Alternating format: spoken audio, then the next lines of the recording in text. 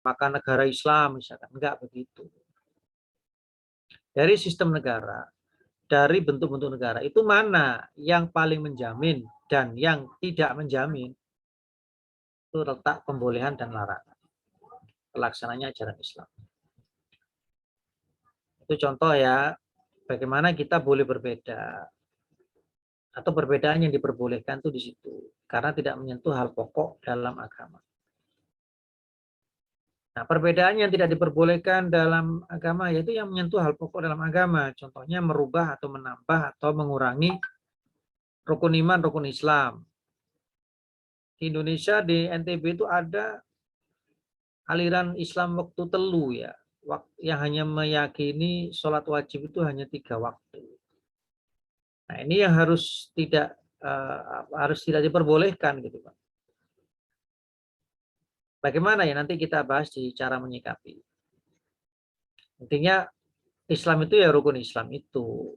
Sholat itu ya 5 waktu. Seserah nanti masalah jamak atau qashar, yang penting tetap zuhur asar sendiri-sendiri ya. Kemudian menambahkan keyakinan adanya nabi baru. Itu ya bertentangan dengan rukun Islam. Asyhadu alla ilaha illallah wa asyhadu anna Muhammadar Rasulullah. Ya Rasul itu terakhir hanya Muhammad. Iman kepada nabi dan rasul yang banyak dan yang terakhir adalah Muhammad. Kok ditambahkan lagi ada nabi milenial? Karena generasi milenial generasi berbeda dengan generasi-generasi yang lainnya, maka butuh teladan baru, nabi baru. Muncullah hal itu. Nah, ini menambahi suatu hal yang pokok. Maka masuk ranah kategori yang tidak boleh kita berbeda. Kalau berbeda itu nanti masuk ranah kategori bid'ah atau aliran sesat. Jadi bid'ah atau aliran sesat itu kalau terjadi perubahan, penambahan, pengurangan terhadap hal-hal pokok agama. Itulah makna hakikat dari bid'ah dan aliran sesat itu. Menghalalkan sesuatu yang sudah disepakati haram, babi apa carane halal, dikawin silang, direkayasa genetika dengan domba misalnya. Kan sudah bukan lagi murni babi, ya tetap mengandung unsur babi. Nah, babi hanya dihalalkan kondisi darurat saja, nggak ada makanan lain kecuali itu. Ya itu pokoknya. Untuk uji ketaatan, kita taat apa tidak, atau menyiasati ketaatan untuk tidak taat. Nah, di situ letak nilai sebuah pokok agama itu untuk jadi acuan standar minimal dan maksimal ketaatan dalam beragama. Di luar itu ya sudah bid'ah atau sesat atau kufur.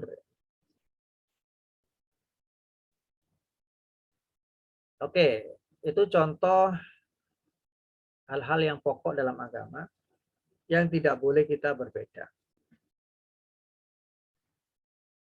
Nah, kemudian sebab-sebabnya. Kenapa sebab muncul perbedaan? Mengacu kepada 2 bentuk perbedaan tadi. Terkait dengan perbedaan yang diperbolehkan, sebab-sebabnya karena 1, memang Rasulullah atau agama itu mencontohkan perbedaan itu atau membolehkannya. Yaitu sebabnya. Ya contohnya kunut tadi ya. Bagi yang kunut juga punya dalil hadis petunjuk dari Rasulullah. Bagi yang nggak kunut juga punya ada dasar dalilnya. Nah, keberadaan dalil ini bukan untuk dipertentangkan mana yang lebih kuat, mana yang lebih benar. Enggak, itu justru untuk memberikan pilihan kepada umat. Nanti kita bicara di hikmah ya. Sengaja Rasulullah contohkan ya untuk memberikan pilihan kepada umat. Beragam bentuk tata cara sholat takbiratul ihram misalkan. Ada yang sendekap di atas perut, di atas dada, di tengah dada, ada ke pinggir, ada ke tengah, ke atas atau ke bawah. Semuanya punya dalil ya berarti memang Rasulullah mencontohkan. Silahkan umatnya untuk memilih. Mana yang mudah untuk dilakukan sesuai dengan kondisinya. Bagi yang perutnya terlalu besar karena hamil atau gendut ya di atas perut. Bagi yang dadanya terlalu besar ya di bawah dada. Untuk memudahkan. Kan itu bukan pokok dalam sholat. Yang pokok dalam sholat kan takbiratul ihramnya itu Allahu Akbarnya. Entah mau dengan sendekap di atas perut, di bawah, di atas perut ataupun di dada dan sebagainya. Itu yang boleh berbeda. Yang nggak boleh berbeda itu ucapan Allahu Akbarnya takbiratul ihram. Itu pokok, rukun. Itu ya. Sehingga kita tidak saling mengkafirkan, saling membid'ahkan hanya karena bukan yang pokok gitu. Untuk mudah diadu domba antar umat Islam. Hanya masalah sepele. Nah, tahlilan misalkan, apakah itu pokok dalam agama? Dalam menyikapi jenazah kematian mayit? Bukan. Yang pokok itu kan pertama terhadap jenazah ya jelas memandikan, mengkafani, mensolatkan. Kemudian membayarkan hutang, memakamkan, membayarkan hutangnya. Kemudian ya mentakziahi yang berbelasungkawa dengan mendoakan ya, kebaikan-kebaikan, bersedekah. Itu yang pokok. Nah, cara bertakziah, cara mengungkapkan duka cita, bela sungkawa dengan cara kumpul untuk doa bersama, itu kan bukan pokok. Yang pokok tadi sudah tertunaikan ya sudah, selanjutnya selebihnya monggo dimusyawarahkan sesuai dengan kemaslahatan. Kalau memang kegiatan tahlilan dan yasin itu lebih bermaslahat ya monggo. Merekatkan hubungan dan juga sebagai ganti dari budaya yang menyesatkan. Dulu orang kumpul-kumpul kalau kematian pesta pora, maleman sambil judi, sambil mabuk, ganggu aktivitas orang tidur malam dan sebagainya. Ada yang sampai dangdutan dan sebagainya, itu ada sampai joget-joget. Sebagai ganti budaya, alternatif budaya pengganti yang lebih Islami ya nggak masalah. Yang dibaca lo tetap Al-Quran, surat Yasin. Yang dibaca ketika zikir tetap la ilaha illallah. Tidak ada Tuhan selain Allah. Tetap itu sama. Subhanallah. Alhamdulillah. Tetap sama. Dan yang didoakan, yang mendoakan si mayit agar diampuni. Bukan menyembah si mayit kok. Meyakini arwahnya datang, kemudian kita suka dengan macam enggak. Ya. Maka hal tersebut kita harus memahami posisinya. Itu bukan pokok agama, tapi suatu hal yang bukan pokok yang kita boleh berbeda. Nah, itu contoh ya. Masih banyak lain nanti bisa Anda tanyakan. Nah, sekarang bagaimana kita menyikapi ya, tadi sebab-sebabnya ya, dan pengertiannya. Bagaimana kita menyikapi hal-hal yang kita boleh berbeda karena tidak menyangkut hal pokok agama, ya kita harus toleran. Saling menghormati, tidak saling mengkafirkan atau membid'ahkan. Itu sikapnya. Toleran ya, saling menghormati, tidak saling mengkafirkan, membid'ahkan, menyesatkan, atau merasa benar sendiri misalkan. Itu sikap wujud dari toleransi. Nah, yang kedua, perbedaan yang kita tidak boleh berbeda atau karena itu menyangkut hal pokok agama, sikapnya intoleran. Wujudnya menyadarkan dan atau melaporkan. Di situ nggak boleh anarki, nggak boleh main hakim sendiri. Wujud intoleran itu adalah menyadarkan dan atau melaporkan sebagai penistaan agama. Misalkan, begitu saja. Baik, berikutnya. Oh ya, sebabnya tadi masih belum yang kedua ya. Sebab perbedaan terkait dengan hal-hal pokok agama tadi ya. Kenapa munculnya aliran sesat, munculnya bid'ah dan sebagainya. Karena terjadinya karena kebodohan dan pembodohan. Itu sebabnya ya. Tidak tahu mana yang pokok, mana yang bukan pokok, mana yang tidak boleh dirubah, mana yang boleh dirubah, mana yang boleh ditambah, dikurangi, dan mana yang tidak boleh. Itu karena kebodohan akan hal itu. Orang yang ngaku nabi baru itu kan karena nggak tahu pokok dari rukun iman, rukun Islam kan ya Muhammad sebagai nabi terakhir. Salah satunya. Tapi dia dengan kebodohannya akhirnya mudah dibodohi oleh setan yang menjelma menjadi malaikat Jibril. Kemudian menyampaikan wahyu, aku malaikat Jibril, aku penyampai wahyu. Engkau yang aku datangi adalah sama seperti para nabi yang aku datangi, maka engkau adalah nabi juga. Sampaikanlah pesanku ini kepada umat, kepada pengikutmu, bahwa dirimu adalah nabi yang menerima wahyu baru untuk agama baru milenial saat ini.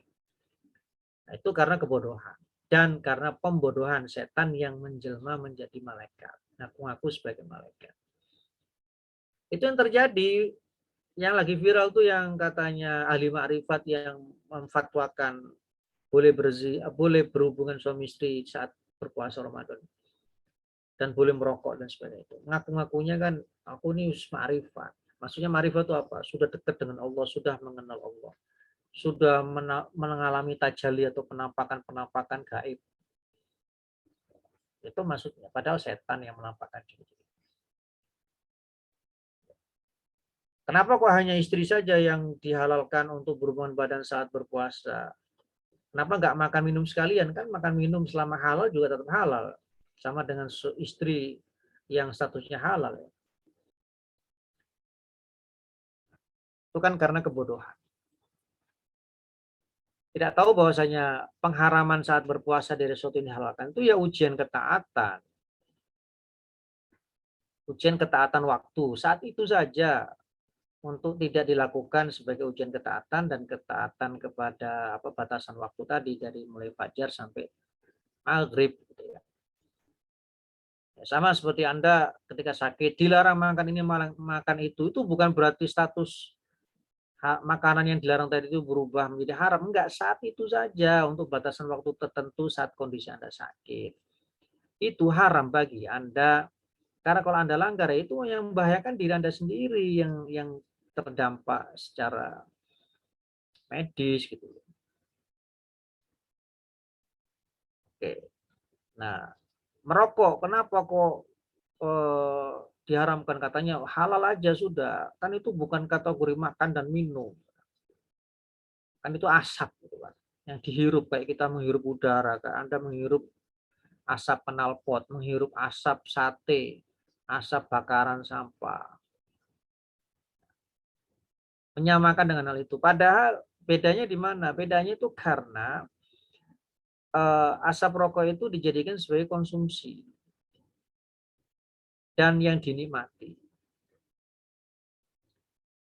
Asap knalpot kan tidak diperlakukan seperti itu. Masa ada orang yang menikmati asap knalpot, kemudian menghadap knalpot, menghirup menikmatinya kayak orang merokok? Kan tidak. Bakaran sampah juga tidak dinikmati sedemikian rupa, maka dihindari, terhirup. Kalau menyengaja memperlakukannya seperti asap rokok ya batal juga gitu loh. Menghirup menyedot asap bakaran kemudian menikmatinya gitu kan. Ya batal juga. Ya karena apa? Karena perubahan fungsinya sebagai konsumsi yang dinikmati. Maka itu sama dengan makanan dan minuman yang dikonsumsi dan dinikmati. Infus, walaupun nggak dikonsumsi lewat mulut, melalui tenggorokan, tapi kan fungsinya menggantikan makanan dan minuman sehingga mengenyangkan, tidak lagi butuh asupan makanan, ya batal. Nah, kecuali suntikan atau infus obat yang bukan menggantikan peran konsumsi makanan, minuman, kenyang dan lapar tadi, lapar dan haus tadi, maka tidak membatalkan. Begitulah ilmu fikihnya. Orang nggak tahu ini ya sudah, mudah disesatkan, mudah dibodohi oleh setan. Itulah sebab terjadinya aliran sesat itu adalah karena kebodohan dan pembodohan. Maka jangan bodoh agar tidak dibodohi. Tahu mana pokok-pokok agama, mana yang bukan pokok, mana yang halal, haram, mubah, makruh itu harus tahu itu. Kalau enggak ya mudah dihasut, dibodohi oleh aliran sesat. Nah, bagaimana kita menyikapi sudah tadi ya, tinggal hikmahnya. Hikmahnya apa sih perbedaan itu?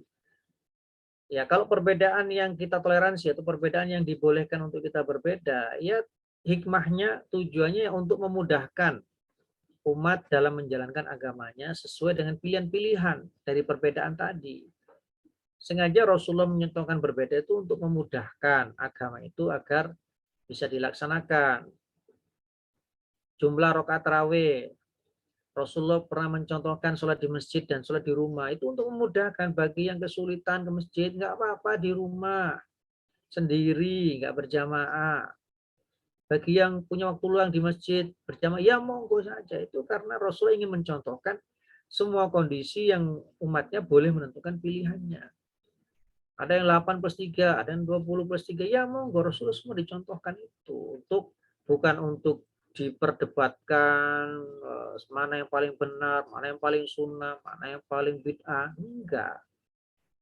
Selama ada dalilnya, dan itu bukan perkara pokok dalam agama, ya berarti itu memang multiple choice yang semua pilihannya itu benar. Untuk memudahkan agama ini bisa dilaksanakan. Nah, adapun hikmah aliran sesat atau perbedaan yang tidak boleh kita berbeda, yaitu untuk memberikan informasi kepada kita mana-mana yang melecehkan agama. Agama memang untuk memudahkan, tapi jangan dimudah-mudahkan. Yang kedua, kategori yang kedua ini hikmahnya ya kita diberi batasan mana yang kategori memudahkan dan mana kategori yang memudah-mudahkan. Ya kayak tadi kan terlalu mudah-mudahkan. Terus apa hubungan suami istri saat puasa? Apa rokokan? Itu namanya melecehkan, memudah-mudahkan. Bukan untuk memudahkan agama agar bisa dilaksanakan. Baik, itu saja inti pokok dari pembahasan kita kali ini. Selebihnya silakan kalau ada yang tanyakan, monggo.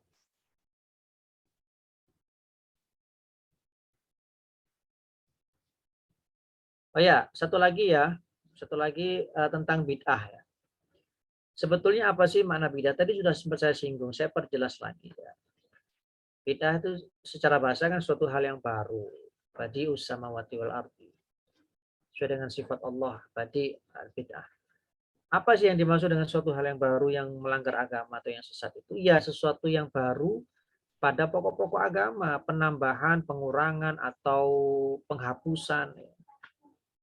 Itulah yang masuk kategori bid'ah yang sesat. Ya, kayak tadi ngaku ada nabi baru, itu bid'ah.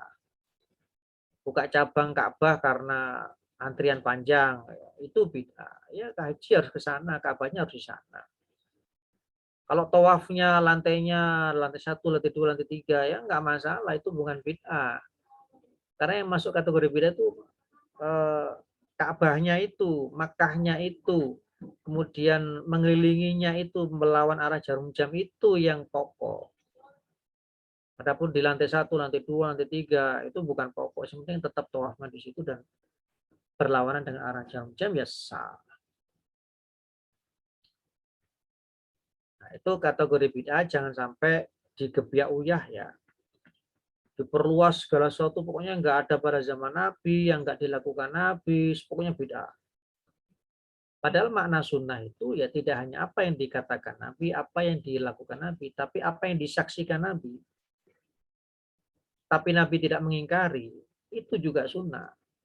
Contoh, Nabi pernah menyaksikan bersama Aisyah tarian, tetabuhan, dan nyanyian di dalam masjid saat hari raya. Itu gimana hukumnya? Hukumnya ya sunnah. Hukumnya ya mubah, boleh. Karena Rasulullah menyaksikan tanpa melarang. Itu hadis riwayat Bukhari. Tapi ada yang kelompok yang menganggap belum kan, tapi Nabi kan nggak melakukan. Walaupun Nabi menyaksikan, tapi kan Nabi nggak melakukan, nggak pernah menyanyi, menari, menabu-nabu sesuatu. Kita kan harus mengikuti Nabi. Nah, ini mempersempit sesuatu yang luas ini. Seolah-olah benar, padahal salah. Nah, kalau memang itu sesuatu yang haram, ya Nabi ketika menyaksikan, ya jelas menghentikan atau meninggalkan. Kan enggak. Itu namanya sunnah takririyah. Sunnah yang Nabi tidak melakukan, tidak menyatakan, tapi Nabi menyaksikan dan tidak mengharamkan atau melarang. Ini namanya sunnah takririyah. Ma'udi fanil Nabi min qaulin wa amalin wa takririn. Itulah pengertian sunnah. Banyak kategori sunnah takririyah itu. Yang sahabat melakukan tapi Nabi nggak melakukan, tapi tidak melarang. Itu juga kategori sunnah. Hadis riwayat Bukhari itu banyak. Yang bukan perbuatan Nabi langsung dan perkataan Nabi langsung, tapi legitimasi dari perbuatan sahabat yang Nabi tidak mengingkari, melarang, itu masuk hadis Bukhari, Muslim juga, dan yang lainnya. Nah, seperti zikir bersama dengan suara setelah sholat 5 waktu. Walaupun Nabi nggak tiap hari melakukan seperti itu, tapi sahabat yang melakukan dan Nabi mendiamkan, biarkan, ya itu sunnah juga. Hadis Bukhari itu. Karena raf'as sauti ba'dal maktubati fi ahdin Nabi sallallahu alaihi wasallam. Mengangkat suara berzikir setelah sholat 5 waktu itu terjadi pada zaman Nabi, tradisi para sahabat. Pada zaman Nabi loh, berarti Nabi kan tahu. Dan Nabi tidak mengingkari itu. Walaupun nggak melakukannya, ya itu bukan kategori bid'ah. Jangan mudah membid'ahkan. Ini mempersempit arti bid'ah tadi ya. Kan zikir setelah sholat kan sunnah. Bukan sesuatu yang pokok dalam agama yang wajib, kan tidak. Yang wajib ya sholatnya. Boleh berkreasi di situ. Dengan suara, dengan tidak bersuara. Yang penting sama-sama nyamannya, tidak saling mengganggu. Situ aja. Gitu. Apa yang dibaca juga tidak menyalahi aturan apa yang harus dibaca. Kalimat-kalimat thayyibah. Itu karena kita tidak memiliki strategi, pengetahuan bagaimana menyikapi perbedaan. Sehingga mudah dibodohi, yaitu diadu domba, dipecah belah. Baik, itu tambahan sedikit. Silakan Mas Maulana. Izin bertanya, kalau perbedaan tafsir dalam Al-Quran itu termasuk pokok atau yang boleh? Karena kan Al-Quran sendiri itu kan merupakan juga hal pokok juga. Dan perbedaan tafsir itu kan bisa dibilang membedakan arti Al-Quran gitu. Jadi itu masuk pokok atau bukan? Dan selanjutnya itu kita harus bagaimana kalau begitu? Ya dilihat produk tafsirnya. Semuanya kan tadi itu sebab-sebab perbedaan itu kan juga penafsiran ya. Yang kunut juga memahami bahwasanya Rasulullah itu kunut terus. Yang tidak kunut juga tafsirnya terhadap hadis dalil yang Rasulullah itu tidak kunut terus misalnya. Itu kan tafsir. Akhirnya orang tidak kunut terus, akhirnya orang kunut terus. Padahal kalau itu dikompromikan, digabungkan ya, itu bukan untuk dipertentangkan misalnya. Ya berarti Rasulullah itu mencontohkan kadang kunut atau sering kunut, kadang juga tidak kunut atau sering juga tidak kunut. Nah kalau punya kacamata kompromi seperti itu kan enak, nyaman. Itu tafsiran juga. Yang penting tafsirnya itu kemana dulu objeknya, objek pokok, hukum pokok atau hukum yang bukan pokok, dilihat dulu. Kalau perbedaan tafsir kepada hal-hal yang bukan pokok, kayak tafsir kunut yang memang statusnya itu sunnah, ya sudah, itu penafsiran diperbolehkan perbedaannya. Kita toleransi, kita hormati. Nah, kalau tafsirnya menyangkut hal-hal yang pokok, seperti boleh nggak Nabi baru ini? Atau menambah mengoreksi rukun iman, rukun Islam. Kan di Al-Quran tidak ada jelas urutan rukun iman gini, rukun Islam begini kan enggak. Itu kan potongan-potongan ayat yang digabungkan. Berarti kan kita boleh saja menggabungkan masuk yang lain. Nah, itu kan penafsiran ya. Tapi berkaitan temanya materinya dengan hal pokok, penambahan atau pengurangan yang telah disepakati. Itu kategori bid'ahnya di situ yang tidak boleh kita toleransi. Ya muaranya tetap ketiga hal tadi ya. Suatu yang boleh kita tafsirkan berbeda dan suatu yang kita tidak boleh beda penafsiran. Ya gitu aja ya Mas Wawan. Boleh satu lagi, Pak. Ya silakan. Ini saya pernah dengar itu kalau kan seperti daging ular, babi itu kan haram ya. Tapi saya pernah dengar kalau eh, makan daging ular itu menjadi satu-satunya obat untuk seseorang. Saya pernah melihat ceramah itu kalau itu menjadi satu-satunya obat itu boleh dimakan karena itu menjadi satu-satunya obat. Padahal kan itu jelas haram. Eh, itu dari mana gitu Pak? Dalilnya itu Pak? Ya, yang pertama yang membolehkan tadi itu karena dalilnya maslahat.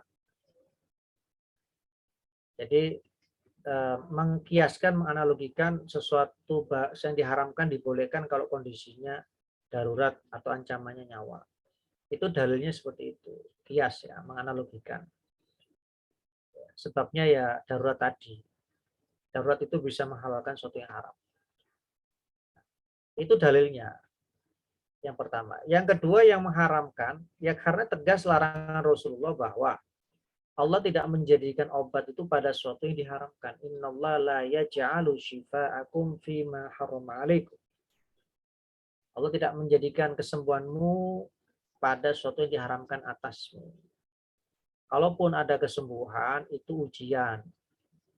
Hanya menggantikan satu penyakit dengan penyakit yang lain yang Anda tidak tahu, yang kita tidak tahu, seolah sembuh padahal sedang digantikan dengan penyakit yang lain karena sesuatu yang diharamkan yang membahayakan tadi. Bagaimana saya menyikapi? Bagaimana sikap yang tegas menyikapi? Ya, berobat harus dengan sesuatu yang haram, sesuatu yang halal. Itu sikap tegasnya. Obat apapun harus halal dulu. Kategori darurat itu kalau nyawa taruhannya, wis. Nggak ada kondisi darurat lain kecuali itu. Misalkan kalau nggak makan ini mati, betul nggak? Kalau nggak makan itu mati. Harus diteliti dulu. Kalau masih ada kekuatan untuk mencari yang halal, ya harus dimaksimalkan kekuatannya itu sampai nafas mau atau kondisi yang memang kritis misalkan. Sampai segitunya itu orang itu mentaati sesuatu yang halal, sesuatu yang haram itu. Tidak memudah-mudahkan. Nah, tadi itu. Untuk memudahkan bukan untuk memudah-mudahkan, itu syaratnya harus ketat. Kondisi daruratnya itu harus kritis, ancamannya nyawa. Bukan masih ada alternatif, masih bisa ditoleran, masih bisa ditunda dan sebagainya. Itu bukan kondisi darurat. Ya seperti vaksin misalkan. Kalau nggak divaksin, orang mati itu baru. Vaksin apapun itu wajib. Kalau nggak divaksin banyak orang masih hidup nggak mati kok, ya berarti ya bukan darurat, itu mendaruratkan karena kepentingan bisnis. Itu namanya memudah-mudahkan, memainkan fatwa. Uang uji coba vaksin juga tidak betul-betul 100% bisa menolak orang dari paparan COVID kok dan sebagainya. Berarti kan nggak darurat. Nah, kalau dipaksa, ya dosanya yang maksa, ya udahlah, jalani aja. Diancam macam-macam lah, ya sudah, jalani nggak apa-apa. Yang penting niat kita tidak seperti itu yang dosanya kepada yang memaksa. Kalau masih ada pilihan paksaan tapi tidak mengikat, ya pilih yang tidak mengikat tadi, yang kita boleh tidak bervaksin misalnya. Itu ya Mas ya. Baik, terima kasih Pak. Mbak Aulia silakan. Baik, izin bertanya. Beberapa waktu ini kan viral mengenai video salah satu Habib yang diduga Syiah. Saya mau tanya itu sebenarnya apa itu Syiah? Terus apa bedanya Syiah ini dengan aliran yang lain? Lalu apakah boleh kita itu kayak mengejat seseorang itu Syiah, padahal beliau itu belum tentu gitu kan, masih diduga seperti itu, Pak. Ya, kategori Syiah sudah banyak informasi tentang hal itu, baik keputusan resmi pemerintah melalui MUI yang menganggap sebagai aliran sesat, itu sudah lengkap ya. Kriteria, kategori, hasil penelitian, ya, kemudian fatwa keputusan, itu sudah jelas. Jadi kesesatan Syiah itu memang melanggar batasan atau hal-hal pokok dalam agama, seperti menghalalkan pernikahan mut'ah yang jelas-jelas sudah diharamkan oleh Nabi karena sama dengan perzinahan sebetulnya. Pernikahan yang dibatasi oleh ruang dan waktu, short time atau long time, itu ya perzinahan itu sendiri. Pernikahan nggak boleh diniatkan untuk cerai. Aku menikahimu untuk aku ceraikan 1 semester ke depan. Nggak boleh, itu zina. Kontrak sebagai suami dan istri di batasan ruang dan waktu tertentu. Itu pelecehan terhadap hubungan sakral dua insan sejoli umat manusia. Bertentangan dengan prinsip ibadah nikah yang sudah pernah kita bahas. Nah, itu contoh. Banyak lain gitu loh. Silakan Anda browsing sendiri. Itu sudah jadi produk jadi kok. Masalah kemudian kita memvonis orang itu ini A dan B dan seterusnya. Nah, kita hanya sebatas menilai apa yang nampak saja ya.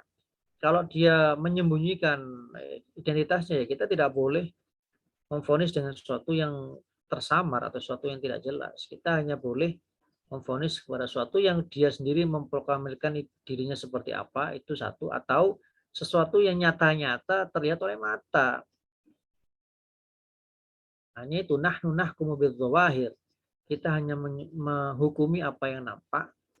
Wallahu yatawallas sarair, dan Allah lah yang menghukumi apa yang tersembunyi, yang tersirat, yang tidak nampak. Tapi nggak usah jadi bahan olok-olokan. Oh, dasar si A, lu nggak usah, nggak perlu gitu. Itu ya Mbak ya. Baik Pak, terima kasih atas jawabannya. Selanjutnya Mbak Siti. Oke, Assalamualaikum Bapak. Saya izin Waalaikumsalam. bertanya. Oke, tadi terkait dengan bid'ah Pak.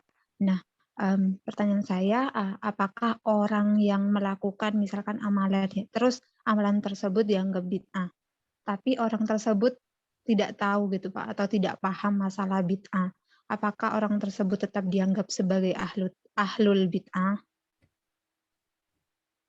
Ya, setiap orang punya kewajiban untuk memaksimalkan nalarnya, kesadarannya ya. Karena itu tugas manusia diberi amanah otak sebagai harus berfungsi sebagai petunjuk yang bisa memilih mana benar, mana salah, mana baik, mana buruk. Ya kalau dia tidak menggunakan itu, tidak untuk mencari tahu, dia hanya menerima saja apa yang disampaikan, itu dia akan tervonis, akan terhukum karena tidak memfungsikan nalarnya secara maksimal. Wala taqfu ma laisa laka bi'ilmun. Jangan kamu sekedar ikut-ikutan yang kamu tidak tahu. Inna sama wal basar wal fuada kullu ulaika kana anhu mas'ula. Karena setiap panca indera kita itu akan dimintai pertanggungjawaban terkait dengan peran dan fungsi maksimalisasinya. Ya kecuali kalau kita sudah beristihad memaksimalkan peran dan fungsi logika kita, meneliti dan mengkomparasi, kok kemudian salah, itu tetap diapresiasi oleh Allah, tetap dapat satu pahala. Yang penting usaha dulu, ada usahanya, bukti usaha untuk meneliti, mengkomparasi, menganalisa, bukan pasrah bongkoan. Itu kalau salah baru Allah memaafkan, bahkan tetap beri pahala walaupun satu. Kalau benar pahalanya dua. Man istahada fa akhta'a falu ajrun. Wa man asaba falu ajrun. Itu ya, Mbak. Enggak, saya izin bertanya lagi Pak. Ya, silakan. Apakah bid'ah itu selalu berkaitan dengan kesesatan ya Pak? Tidak, yang sesat kategori bid'ah itu yang tadi menambahi, mengurangi, merubah pokok-pokok agama, saya katakan tadi. Bukan sesuatu hal yang baru, tidak ada zaman Nabi, tidak dilakukan Nabi atau dinyatakan Nabi, pokoknya semua bid'ah. Ya, enggak semudah itu, enggak sekejam itu, enggak sesempit itu. Cuma masalahnya orang itu sekarang itu mempersempit arti bid'ah tadi, dikit-dikit bid'ah, dikit-dikit bid'ah. Hanya karena tidak dilakukan, tidak dinyatakan, padahal Nabi juga tidak terbukti melarang gitu kan. Sekarang begini, kalau ada orang yang menuduh itu perbuatanmu bid'ah loh, tanyakan apa bukti larangannya. Kalau Rasulullah itu melarangnya, apa yang saya lakukan? Di situ aja. Bukan Rasulullah nggak mencontohkan loh. Kalau begitu apa bentuk larangannya? Kalau hanya nggak sekedar mencontohkan, banyak loh yang nggak dicontohkan Nabi. Tampilan Arabnya itu kan yang dicontohkan Nabi lah. Kita ini nggak berpenampilan Arab ini bid'ah semua berarti. Ayo, akan begitu terjebak oleh ranah-ranah yang sempit lagi gitu. Itu ya Mbak ya. Oke, baik Bapak, terima kasih. Selanjutnya Mbak Wiwit. Atau Mas Wiwit ini? Mas Wiwit ya? Ya Pak, mau tanya Pak, saya dulu itu pernah Pak, ingin masuk masjid mau melaksanakan sholat duhur ya Pak, di salah satu tempat daerah saya. Itu saya waktu masuk, pengurus masjidnya itu marah-marah Pak, katanya nggak boleh selain dari alirannya. Itu gimana Pak? Dan keke nggak boleh masuk Pak saya Pak. Ya, itu tidak tahu peran dan fungsi pokok masjid. Masjid itu ya untuk sholat, untuk orang-orang yang mau sholat, yaitu umat Islam. Wa annal masajida lillah. Dan masjid-masjid itu hanya milik Allah. Maksudnya milik hamba Allah, yang menyembah Allah. Dilarang kalau menyembah selain Allah, menyembah Brahma, Siwa, Wisnu di sana, menyembah Yesus. Dan non-muslim yang melakukan ibadah di sana. Nah, itu tidak tahu mana peran fungsi pokok masjid. Itu tadi akhirnya masuk ranah kategori bid'ah. Yang melarang itu justru bid'ah. Bukan yang dilarang itu menjadi sesat, tidak. Itu akibat kebodohan dan pembodohan. Pembodohannya di mana? Sudah menjadi sistematis, terstruktur, menjadi ciri khas organisasi itu kan. Itu pembodohannya di situ. Karena dia bodoh, karena dia dibatasi pengetahuannya harus yang dari golongannya saja, nggak boleh cari informasi lain di luar golongan itu. Mengakibatkan orang bodoh karena terbatasi informasinya dan mudah dibodohi, mudah dikendalikan karena nggak tahu kecuali itu. Begitu ya Mas ya.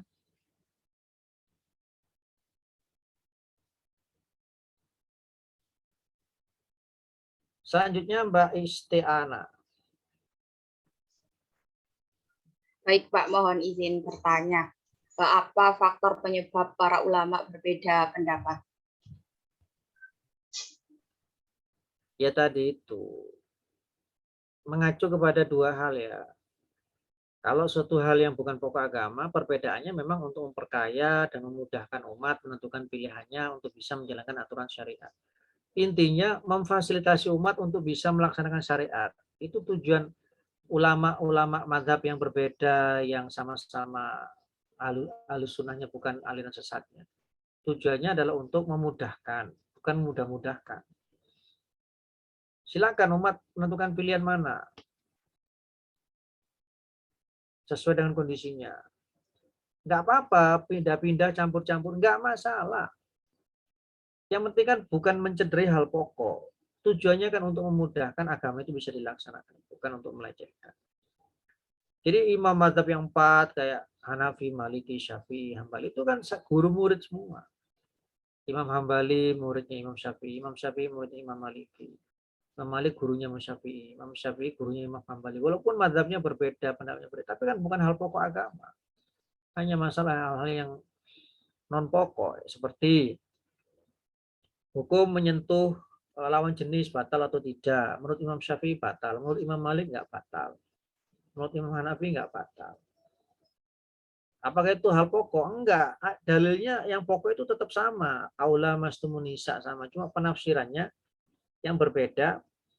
Yang satu Imam Syafi'i beralasan untuk mencegah terjadinya suatu hubungan lebih lanjut, yaitu hubungan yang non syar'i atau zina atau seksual dan sebagainya. Kalau tidak diharamkan, kalau tidak dibatalkan wudhunya, itu sanksi ya. Untuk mencegah. Nah, Imam Malik, Imam Hanafi kan bukan itu yang dimaksud dengan lamastumun nisa atau menyentuh, itu maksudnya yang berorientasi seksual, yang menjurus kepada seksualiti atau berhubungan badan, mengeluarkan mazi dan sebagainya. Itulah yang batalkan wudhunya. Selama bisa mengendalikan, selama tidak sengaja karena berdesak-desakan dan sebagainya kayak tawaf itu sa'i, ya nggak batal. Daripada nanti dibatalkan malah menyusahkan orang bolak-balik kamar mandi. Tawaf kamar mandi bukan tawaf Ka'bah, bukan sa'i Safa Marwah. Nah, maka tidak membatalkan selama tidak sengaja dan menyengaja. Kan tujuannya sama-sama baiknya. Tidak merubah hal pokok, yaitu ayat Al-Qur'an tetap tidak dirubah, cuma pemahamannya aja. Dan itu pun juga tidak saling merugikan, cuma memberikan pilihan kepada umat. Mana umat yang paling mudah ketika sendiri untuk mencegah hal-hal yang tidak diinginkan, ya menggunakan mazhab Syafi'i. Jangan menyentuh aku, nanti kamu ada niatan macam-macam. Nah, ketika sedang kredit berdesak-desakan digunakan mazhab Maliki. Sementing nggak sengaja, sementing nggak niat nyekel-nyekel, nggak usah wudhu. Nah, begitu loh. Cara memahami perbedaan mazhab yang bukan pokok agama untuk memudahkan pilihan itu begitu, sesuai dengan kondisi yang dihadapi. Itu ya Mbak ya. Baik Pak, terima kasih. Ya, itu bukan inkonsistensi, bukan. Inkonsistensi itu kalau kita menghalalkan sesuatu yang jelas-jelas haram, kemudian kita mengharamkan suatu saat sesuatu yang jelas haram tadi. Memain-mainkan hukum yang pokok tadi, itu inkonsistensinya itu di situ. Oke, ada lagi yang lain?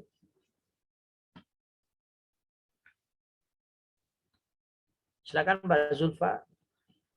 Bapak, saya izin bertanya, tadi kan Bapak menyinggung masalah vaksin ya, Suaranya kurang keras.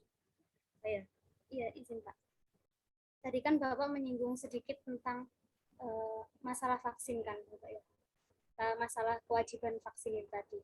Contoh kalau sekarang kan ada COVID-19 ini, sedangkan pemerintah itu mewajibkan vaksin karena karena COVID itu kan menular kan Bapak ya. Sedangkan kalau ada satu yang nggak vaksin, jadinya kan nanti satu itu kena, akhirnya yang lain tuh jadi kena gitu loh Pak.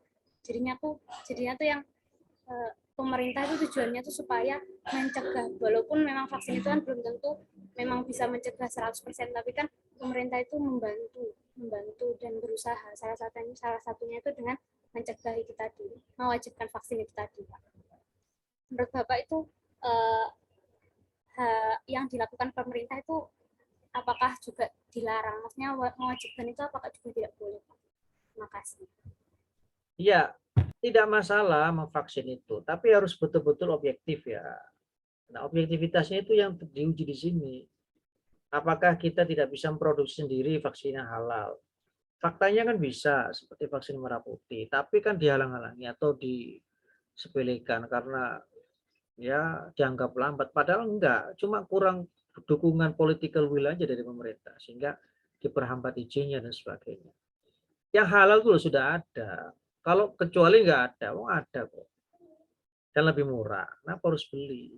Dan produk yang dibeli pun belum tentu juga manfaatnya sama dengan rakyat kita di sini untuk produk asing yang digunakan untuk daerah yang varian COVID-nya juga beda misalkan. Bukan masalah vaksinnya silakan saja. Tapi cara untuk membuat vaksin dan menjadikannya sebagai obat dan mewajibkannya ketika itu sudah jelas status kehalalan, itu saja yang dipermasalahkan. Itu agar supaya tidak gegabah gitu dalam membuat kebijakan atau gegabah dalam mendaruratkan suatu kondisi sehingga menghalalkan suatu yang diharapkan. Gegabahnya itu yang harus diwaspadai. Gitu. Itu ya Mbak ya. Ya, baik Pak, terima kasih. Baik, ada lagi yang lain? Silakan Mbak Ayu. Ya Pak, saya ingin bertanya. Saya pernah mendengar dan membaca sebuah artikel yang mengatakan bahwa Wali Songo itu mengamalkan ajaran bid'ah hasanahnya. Nah, bid'ah hasanah itu apa nih Pak? Dan contohnya seperti apa? Terima kasih. Ya, bid'ah hasanah itu ya sesuatu hal yang baru yang tidak menyentuh aspek pokok dalam agama tadi. Untuk mengistilahkan itu, membedakannya dari bid'ah sesat atau dolalah yang menyentuh hal-hal pokok dalam agama, penambahan, pengurangan, dan perubahan terkait dengan hal itu. Cuman orang-orang kan ada yang mengatakan, oh nggak ada itu bid'ah hasanah, semua bid'ah itu dolalah. Itu orang yang terlalu sempit pemahamannya. Karena faktanya makna sesuatu yang baru kan ya, sesuatu yang baru itu kan ya macam-macam. Ada baru yang baik, ada baru yang tidak baik. Gitu kan. Tidak semua yang baru itu mesti tidak baik. Kan. Fakta itu sudah. Teknologi, ya. Tidak semuanya teknologi itu buruk, pasti ada juga yang baik. Itu fakta. Kalau dia menyatakan nggak ada bid'ah yang hasanah, atau suatu hal yang baru yang baik, nggak ada. Semua suatu hal yang baru adalah suatu buruk, itu kan menyalahi fakta. Siapa yang tidak logis dalam hal ini? Apa yang terjadi pada zaman khalifah itu kan belum tentu semuanya ada pada zaman Rasulullah. Cara pembukaan Al-Quran pun kan tidak sama seperti cara pembukaan Rasulullah seperti saat sekarang ini. Ada harokatnya, ada nomor suratnya. Itu nggak sama persis dengan apa yang ditulis saat zaman Nabi. Zaman Utsman aja udah beda, apalagi zaman sekarang. Gitu kan. Kalau itu dikategorikan bid'ah, ya kita membaca Al-Quran saat ini itu dosa semua. Harus baca seperti tulisan zaman Nabi yang terkumpul dari tulang belulang, dari kulit sapi, kulit kambing, kulit onta, dari pahatan batu. Harus itu yang kita baca. Itu kalau mau menuruti kategori bid'ah itu ya suatu hal yang baru adalah sesat. Itu ya Mbak ya.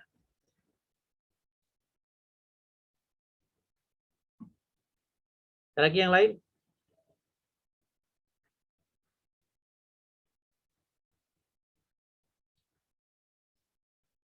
Kalau tidak ada, saya cukupkan. Semoga bermanfaat dunia dan akhirat dan memaafkan khilaf. Kita tutup. Subhanakallahumma bihamdika, asyhadu an la ilaha illa anta, astaghfiruka wa atubu ilaik. Allahumma shalli ala sayyidina Muhammad. Assalamualaikum warahmatullahi wabarakatuh. Waalaikumsalam. Terima kasih, Pak. Barakallah, jazakumullah. Terima kasih, Pak.